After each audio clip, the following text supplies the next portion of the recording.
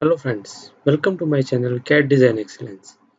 Today we are going to learn how to use coil feature in Autodesk Inventor or how to make helix spring in Autodesk Inventor. Firstly select a plane and simply draw a sketch.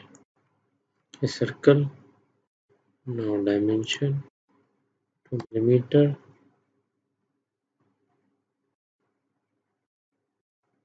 Let's take 5 millimeter and this is 10 millimeter.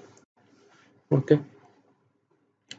finish the sketch and go to coil. We have first option is profile. This is our profile. Select the axis. This is our axis. Now go to coil size. We have three options there. Four, sorry, pitch and revolution. This is our pitch 10 millimeter and revolution. How many revolution we want? Let's see 5. So you can see there is 5 revolution and click OK. So this is our first option.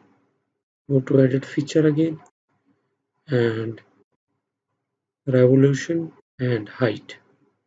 This is our revolution. Sorry, this is our revolution and this is our height. Let's take 50. So our coil height is 50 now, and we can change here. Okay. So next is coil end. We want our start as flat and also flat. Okay. So this is our coil command or coil feature in Autodesk Inventor. Okay. So if we want taper on it, we can also go to edit feature and here we can give them taper 5 dB.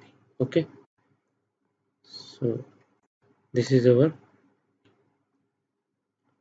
coil command in Autodesk Inventor. Okay. Hope you like it. So please like, share and subscribe my channel. Thank you.